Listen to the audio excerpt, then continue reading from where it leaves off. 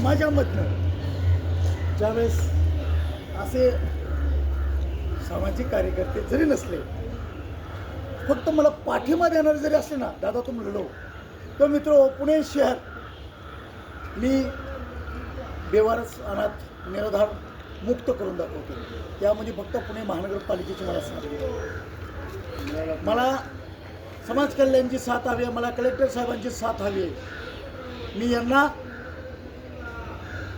जमीन मागतो, तेही जमीन मला फुकट नको. पुणे महानगरपालिकेची, जिल्हाधिकाऱ्यांची, समाज कल्याणची मला हवी आहे भाडेतत्त्वावर.